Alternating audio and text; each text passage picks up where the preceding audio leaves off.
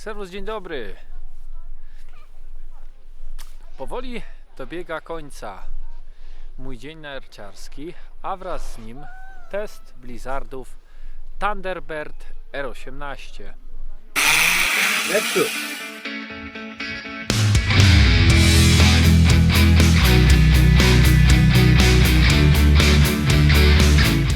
Rado Active Life. Żyj aktywnie.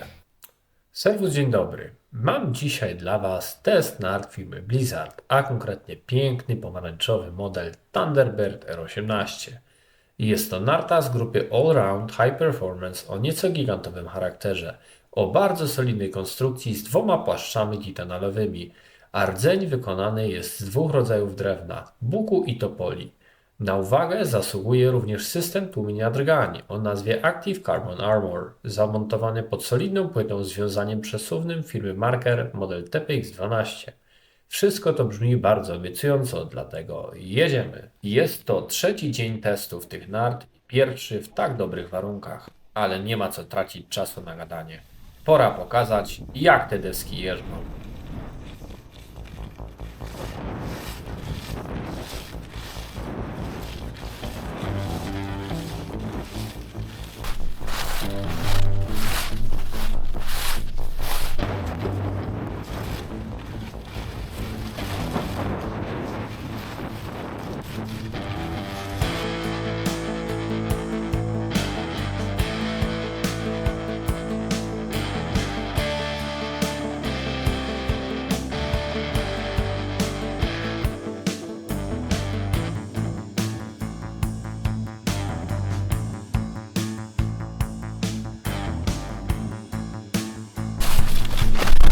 Jest bardzo fajnie!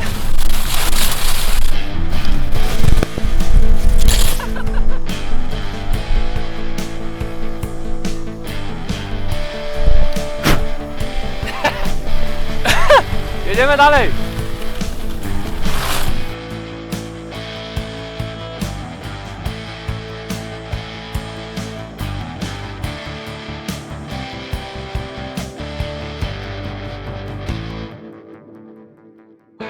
Bardzo dobrze te narty trzymają i to przejeżdżają przez różne kawałki stoku.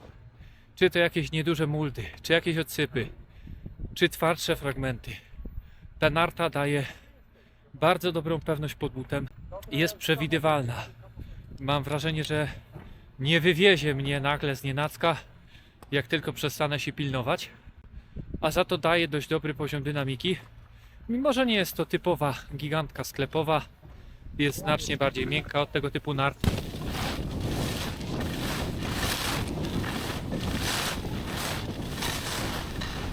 Te narty w śmigły naprawdę dają mnóstwo frajdy. Ciężko mi oczekiwać od nich więcej. Przy wyższych prędkościach nie mam problemu z tym, żeby gdzieś łapały, żeby były niespokojne.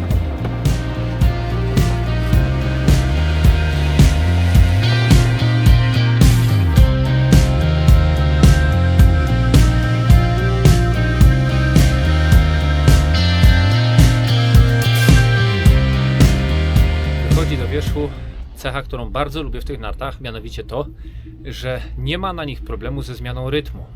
Możemy jechać średnimi, dłuższymi łukami i nie ma problemu z tym, żeby wejść nagle w serię krótszych łuków. Ta narta zakrawędziowana, nawet przy większych prędkościach, łapie, dobrze trzyma, bardzo dobrze reaguje i bardzo fajnie oddaje energię właśnie przy wyjściu z krótkiego skrętu. Co postaram się zresztą teraz pokazać.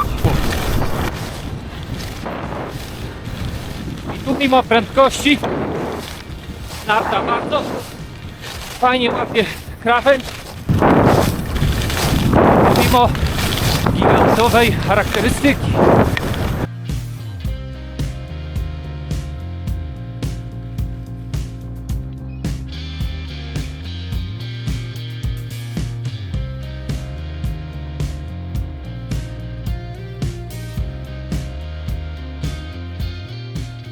Jak pamiętam, któreś włoskie testy na ten sezon dały tej narcie złoty medal i muszę przyznać, że ten medal jest jak najbardziej zasłużony. I to, co mogę powiedzieć, to jest to, że to jest taka łatwiejsza gigantka. Jeżeli ktoś chciałby spróbować gigantek i boi się, że narty gigantowe, sklepowe będą dla niego za twarde i na przykład ma większego buta o twardości 110 czy 120, to ja myślę, że to może być bardzo dobry wybór dla niego. Ta narta potrafi być energetyczna, natomiast na pewno nie będzie to taki poziom energii czy taki poziom kopa na końcu skrętu, jak na przykład w Kestlach, które też dzisiaj testowałem.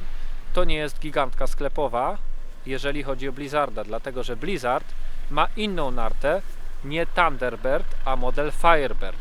Model Thunderbird zalicza się bardziej do kategorii high performance, więc jeżeli ktoś chce poruszać się na przykład sprawnie, dość szybko jeżdżąc długimi lub średnimi łukami, przykładowo po alpejskich ośrodkach, przemierzać dość duże dystanse, ale na przykład na czarnych ścianach nie chce szarżować. Myślę, że to będzie bardzo dobry wybór.